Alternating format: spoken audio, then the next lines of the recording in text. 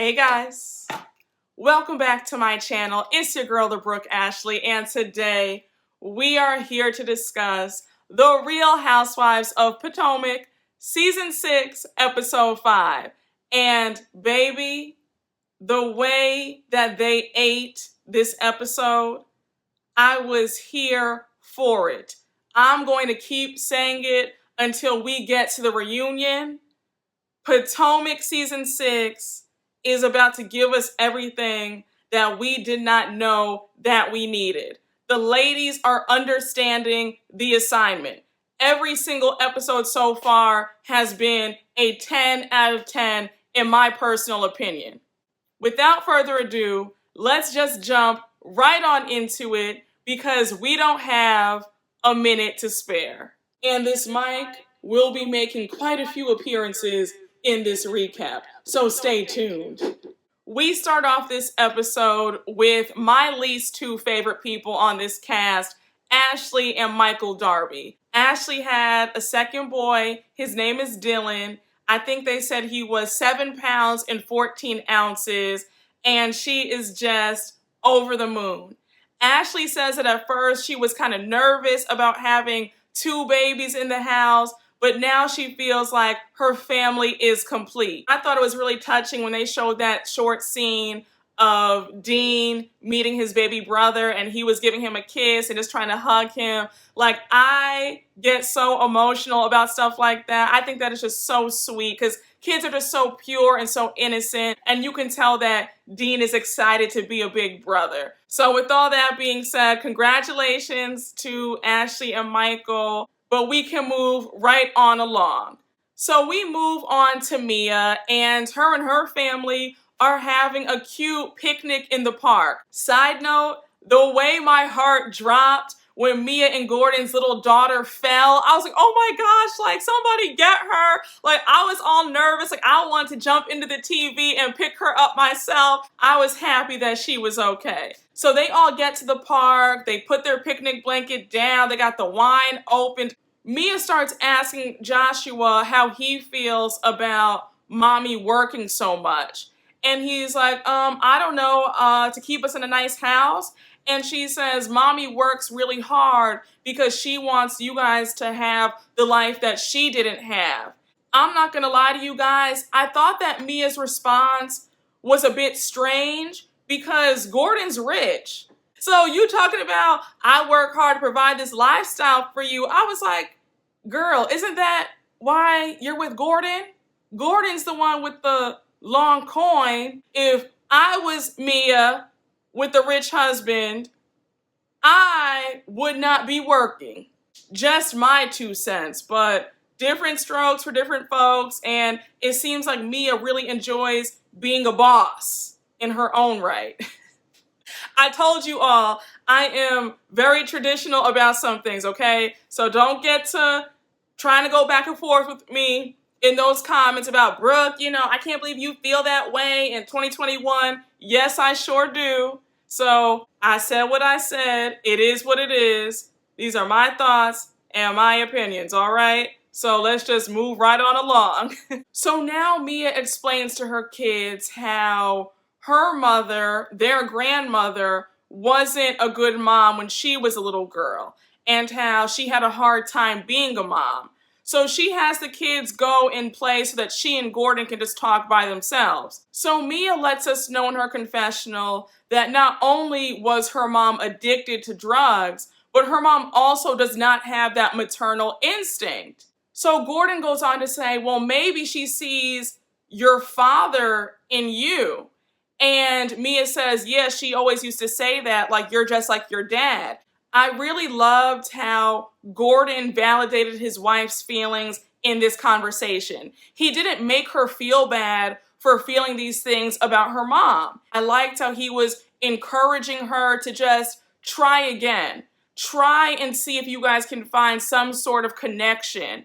I just really love seeing a husband be there for his wife in just a really soft way.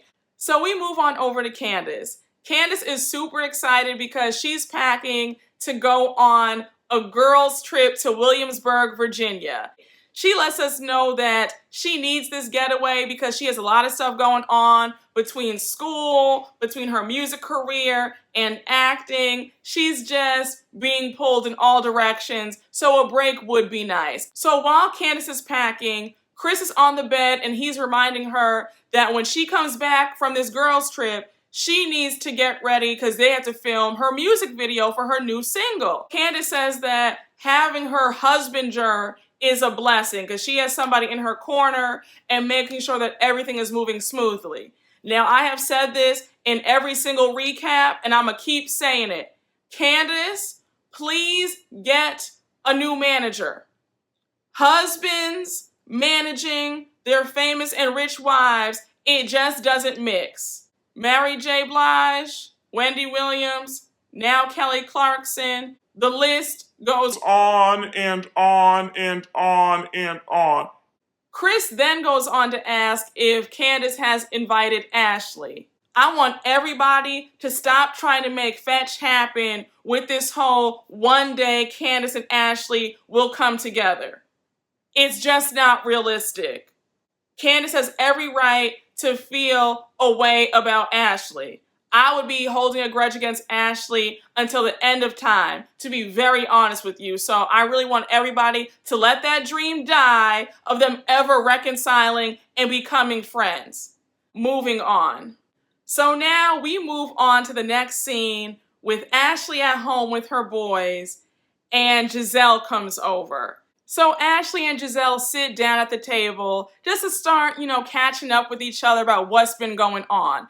They exchange some small talk about their babies and how Ashley's navigating having 2 little ones in the house now. So Gizelle is like, okay, girl, enough about all this. Let's get into what happened at Candace's pajama party. So of course, Gizelle has to bring up how the pajama party was not at her new house. It was at her old house, which Ashley affectionately and jealously named her mama's house. And she's like, yeah, girl, it was there. I just don't understand what all this shade is about. Like, isn't that the goal, to leave your kids with something? Like, I'm just not understanding why they always have to find a way to get a dig in about her mom having the means to still support her at her age. So right as Gizelle is about to get into all the details of what went down, Dylan releases the messiest poop I have ever seen. And so Gizelle is like, oh my gosh, like, did he just do that? So they bust out laughing. They call the nanny in so the nanny can change him. And then Gizelle starts asking Ashley about her booty hole. She's like, okay, girl, so was your booty hole okay this second time around? And Ashley's like, yeah, I mean, it was the same, but it was kind of different. Like, I actually pooped when I gave birth. So Giselle's like, oh my gosh, same here.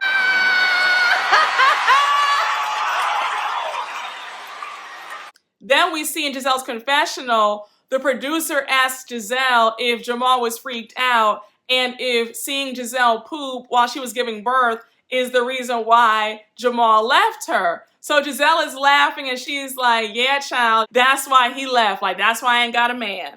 Seeing Gizelle make fun of herself was refreshing because we usually don't see that side of her. She's usually ragging on somebody else. So to see her poke fun at herself and really have fun with it, it was like, okay, Gizelle, we would like to see this side of you a bit more often because this mean girl act is getting quite tired. But I digress. So they finish laughing about that, and then Gizelle brings up the Williamsburg trip, and she goes on to ask if Ashley got an invite. So Ashley is like, wait, girl, what trip? Like, I didn't get an invite to anywhere. Like, what's tea? So Gizelle is like, well, Candace is hosting this trip to Williamsburg, Virginia. We're all excited, and because you didn't get an invite, I'm going to invite you. Like, you should come for the day. Ashley lets it be known that her and Candace haven't spoken, so she knew nothing about it, and she'll probably come for the day. Now, Gizelle, here's where I had to get you together. The way I was actually in your corner in last week's episode when you sat up there and told Mia, and don't bring Karen, how dare you invite Ashley on a trip that she was not invited on? You're not the host of this trip. Candace is. You know that Candace and Ashley do not like each other. I said Gizelle would have been cursed out the minute I found out that she invited Ashley on the trip that I was hosting. Absolutely not. So now Gizelle starts talking about Mia and how her and Robyn are going to meet up with her soon because they want to find out her backstory and start off on a clean slate. Gizelle also makes a comment that she wants to figure out how she went from Annapolis, Maryland, to a strip club in North Carolina to tell her daughters what not to do. I, again, do not like the slut shaming on this cast. They have a serious issue with it, and it really needs to stop. I really want a lot of the ladies on this cast to unpack why they're so pressed about the fact that Mia was a stripper once upon a time. So Gizelle starts talking about Wendy, and she goes on to say that Wendy came into that party wearing next to nothing. She also goes on to say how all Wendy wants to talk about now are her new tits and ass and how it's like she's a whole new person. So you already know that Gizelle can't help herself, okay? She's not going to just leave it there. She brings up what the streets are saying, i.e. the blogs, regarding Eddie and this alleged mistress and alleged side baby. So Gizelle says, because of what's going on in the blogs, I wonder if this is the real reason why Wendy got her body done. And if so, is she trying to overcompensate for something? Here's my thing about Wendy. Wendy is definitely trying to sell us a new image. I am all for glowing up, leveling up, looking your absolute best, being who you want to be. I am all for reinventing yourself. But you don't have to try that hard. All of these silly nicknames she's giving to herself like Zen Wen, all of these rehearsed reads, all of these bold declarations that she's a new woman and a new person. It's like, girl, it's enough. You never have to do too much when you have it. You get what I'm saying? You're just it. Like, you don't have to do that much. Also with Wendy, I feel like because education was placed above everything else in her family, I feel like she never really got to explore that sexy side of her, and she wants to step into it. And now that she has, she's in overdrive. And I want Wendy to just bask in her newfound confidence in her body and in her looks and just rest in it. So the scene ends with Gizelle letting Ashley know that she's going to bring all these allegations in the blogs up to Wendy. Gizelle, with all the mess that went down last year, you are the last person who needs to be telling anybody about cheating allegations regarding their husband. I think that Gizelle needs to leave well enough alone and let somebody else do the dirty work. So now we move right on along to Wendy. Wendy's at home trying to get some work done. She was recording something for one of her classes, and while she's recording, her little babies are running around. Her cute little daughter is like banging on the door, and then her two boys are just like running around making all sorts of noise. Do you ever notice that when you're trying to get some work done and you need complete silence, that's when everything wants to start making noise? And I was really cracking up because Wendy was finished recording. That's when her kids wanted to go downstairs and watch TV. I said, well, why did they go downstairs when she was trying to record and needed quiet? I said, you can't make this up. You really cannot make it up. So anyhow, she finishes recording and her and Eddie get to talking. Wendy starts going on about how she doesn't want to be put in a box. And she goes on to say how she's a professor, but she loves listening to trap music and she curses like a sailor. I said, Wendy, who told you that you needed to do all this? We're all multifaceted as human beings. We all have different layers to our personalities, girl. Like, you're not the only one. There's a professional side. There's a sexy side. There's a, I guess, ratchet side. There's a classy, elegant side. Like, most people have different sides to them. Nobody's going to be the same in every single situation. So Eddie starts asking his wife how she went from this to now wanting to sell candles. And he goes on to talk about how busy she's become now and she's not able to give him or their kids 100%. So he goes on to ask Wendy if she's happy. So Wendy flips the question back to him and is like, well, are you happy? Are you fulfilled? So now Eddie starts asking the hard questions regarding her Home Essential line. And he's like, did you even check to see if the name is already registered? Have you started with your mission statement? Like, what's the mission behind your business? And Wendy is failing at these questions. She's like, wait, I didn't know I had to do that. Like, I don't know what my mission is. It's to sell candles and make some money. And he's kind of like, girl, you need to be better prepared with having this business. So then he starts asking about the financials and does she plan on spending the money out of her own pocket? And then Wendy says, well, I planned on hitting up your pockets. I was like, now girl, the blogs have already reported that not only are you barely getting paid anything for this season, but they also talked about how you and Eddie don't really have any money. All this posturing like you and Eddie got it like that and can fund this business from your pockets, it's kind of comical to me. So Wendy goes on to say that while she feels like she's bit off more than she can chew, she's also unwilling to walk away from this venture because selling candles is her dream. Again, like I said a few recaps ago, I feel like Wendy jumped into this new venture prematurely. But child, I really want Wendy and this new persona to get it all the way together because it's just not giving what she wants it to give. So we move on to Gizelle, Robyn, and Mia finally meeting up and having their drinks and a cute light bite to eat and trying to get to know each other better since things started off on the wrong foot. So Mia starts off the conversation by thanking them for bringing it to her attention that she was really rude in that text message. So Gizelle and Robyn are like, cool, that's fine, all water under the bridge. We want to get to know Mia. Like, we want to get to know her backstory. And Mia goes into her story about how she was in the foster care system. She was living with her dad, and he was very abusive to her stepmother. And she tells a story about how she was a little girl, and she went downstairs, and she saw her stepmom bleeding from the top of her head, and there's broken glass everywhere. So she goes to try to help her stepmother out and just try to break them up.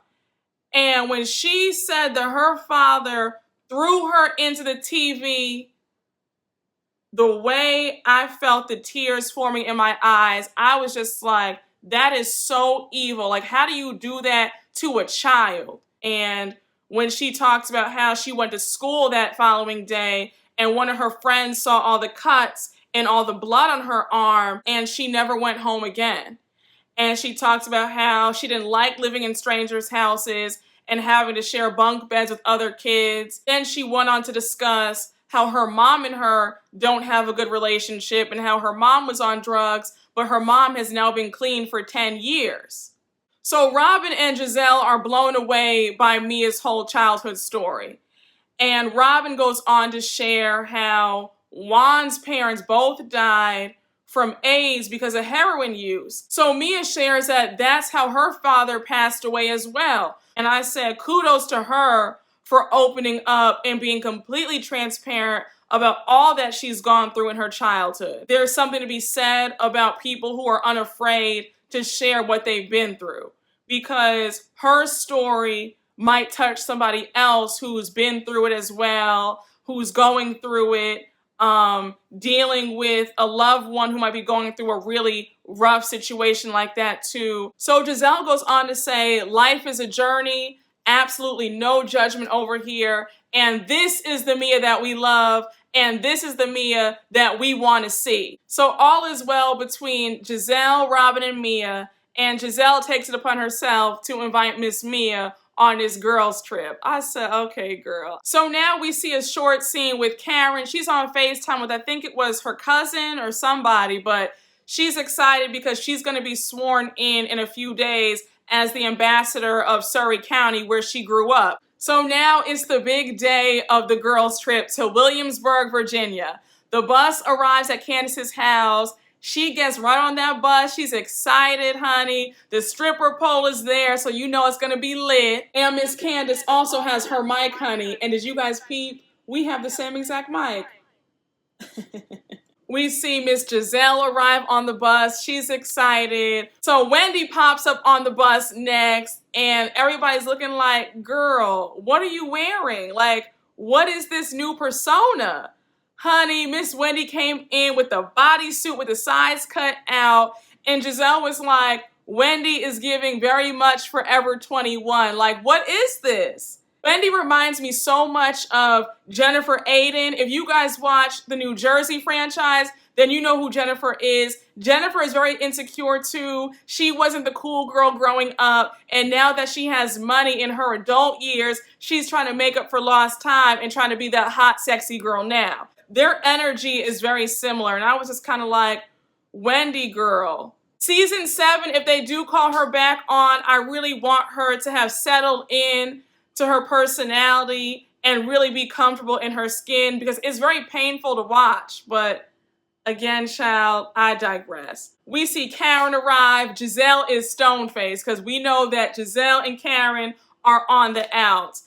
And then Gizelle turns to Candace and is like, you know I invited Ashley. And Candace is like, wait, what? Candace was way too nice in my opinion, because I would have kicked Gizelle off the bus. Don't sit up here and laugh it off like it's a joke about you inviting my enemy on my trip that I'm hosting. Like, how dare you? So while they're on their way to Williamsburg, the topic of Robyn having more kids comes up. And Candace is like, Robyn, I really want you to have another baby. So then Robyn lets it be known that she let Juan leave it in this morning. So they're like, oh my gosh, like Juan shot up the club. And so they're all laughing about it. So then Wendy takes it upon herself to do the most. And she gets up and starts dropping it low and trying to twerk. It's like, Wendy, girl, just sit down. Like, just ooh and ah and make a joke and just leave it alone like everybody else. But all this extra stuff, trying to dance and twerk, it's like, girl, you can't even dance. Like, sit down. You look stupid. So now everybody's attention turns to the pole in the middle of the bus, child. And they all want to know who can work it. Candace gets up on that pole, and she actually does a decent job. You know, she didn't look bad on it. You know, she did a little cute little twirl. Like, she knows her way around it. But baby, the rest of those ladies, I was like, no ma'am. Like, no God. Like, y'all look so dumb. Please sit down. It was so funny seeing the biggest slut shamers look so dumb on that pole, i.e. Karen and Gizelle. The way they should have just sat down and just watched everybody else, because they looked awful. I was like, what are y'all doing? Wendy was another one who I said, girl, you could have just sat down because you didn't do anything. I said, no ma'am. Ascala did a cute job. Robyn did a little something. But you know who really turned it out? Miss Mia. I said, Mia, I want you to stop telling tales right now, because we know that you were on a pole in that strip club back in the day. So Gizelle and Wendy want to know, what are the arrangements like? What's on the itinerary? Like, what are we about to get into when we get there? Candace lets it be known that there are going to be 2 houses for the ladies. The main estate, which is stunning, by the way, and a cute cottage. So they're all like, okay, girl, like, who's staying where? Candace says, myself, Gizelle, Robyn, and Mia are in the estate, and Karen, Wendy, and Ascala are going to be in the cottage. You can tell by Wendy's facial expressions that she was pissed about being in the cottage, because she was like, I already know that the cottage is lesser than the main house. Like, it isn't that girl. I personally feel like Candace was a little bit messy to not have Wendy in the main house, because her and Wendy have been really close, and Wendy was really in her corner when the whole mess happened last year. She really had Candace's back. So I thought that was kind of messed up to not have your friend in the main house. You just met Mia. I just kind of felt like that just wasn't right. And I feel like since Karen and Mia are BFFs now, they should have been in the cottage with Ascala. But I digress. Karen then lets everybody know that on Friday, she's going to have to head out because she's going to be going to Surrey, where she'll be sworn in as ambassador. So she invites Mia and Wendy to go with her, and Gizelle makes a comment like, it's just interesting that Karen and Wendy are so close now, considering how Karen could not stand Wendy last year. So the ladies finally arrive to the house, and when I tell you, absolutely gorgeous. Now, Candace, that is how you do it, okay? I said, but I wouldn't expect anything less, honey, because Candace has good taste and she grew up with a cute coin, so she knows. So anyhow, they all arrive and everybody is blown away. They all start picking out their rooms. We find out that a lot of former presidents have also stayed in this estate as well, and President Obama was one of them. So everybody is super hyped, like, okay, like our favorite president was here, like this is lit. All the ladies pick out their rooms and then everybody goes downstairs to start eating. They have the private chef there, a really nice spread, and everybody is chowing down. Candace lets them know that all their rooms are master suites. So Robyn interjects and says, Mia, we're kicking you out from the upstairs room and we're gonna take you to the downstairs room. Like, I'm gonna be upstairs now. And I was like, Robyn, who the F do you think you are? I just really cannot stand this whole hazing thing that Gizelle and Robyn like to do to the newbies. I would have told Robyn, no sis, I like that room, I'm not moving, it is what it is. If you and Gizelle want to be together so bad, why don't y'all just share a room then and share a bed? Like, I just don't understand where they get off on thinking that it's all about them and they can just boss people around. Like, who are you? So now the conversation shifts. Gizelle says, I want this trip to be nice and fun. So you already know where it's going when somebody says all that. Wendy's like, well, the trip is going well. Like, what do you mean? Gizelle says, does anybody want to issue any apologies before we get started with this girls' trip? And she's looking directly at Karen. So Karen lifts up her head and says, are you talking to me? Like, are you trying to get my attention? And Gizelle is like, yes. So Gizelle says, I want an apology, Karen, for the lies that you spread about me and my family last year. Karen says, girl, if you really wanted to settle this, you would have come to me as a woman, one-on-one, but you just want an audience, so that's why you're doing this in front of everybody. I think that it would have been better if Gizelle had just done this one-on-one and not with everybody else watching them. But again, I digress. Karen claps back by saying, you need to be held accountable for your actions. So Wendy says, Karen, are you referring to her wishing death on Ray? And Karen says, I absolutely am. So Gizelle and Robyn are like, now girl, you know that is absolute BS. You know good and damn well that she was not wishing death on Ray. And she wasn't wishing death on Ray. Karen, I'm gonna need you to admit that you are reaching. You know good and well she was not wishing death on your husband. And if you were so upset by it, you would have addressed this 4 years ago at the reunion when it happened. You would not have waited 4 years later to finally sit up here and address this. Karen, you've got to stop. Like, you really got to stop the BS. You and Gizelle are really on the same type of time, and it's just so crazy how you guys aren't the best of friends. So Gizelle is pissed, and she blurts out, I want Ray to live. I want Ray to live so that he could pay his bills. And everybody's just kind of like, girl, like, oh my gosh, we're going there again? So child, the episode ends, and it ends with a to be continued. And the way next week's episode looks lit, it's about to be mess from all sides. And now it's going to be Wendy versus Gizelle. Child, we are in for a treat. Do you hear me? But y'all, that was my recap. I really hope you guys enjoyed. And you already know what to do. Make sure to like, comment, and subscribe. And I will see you all later. Bye.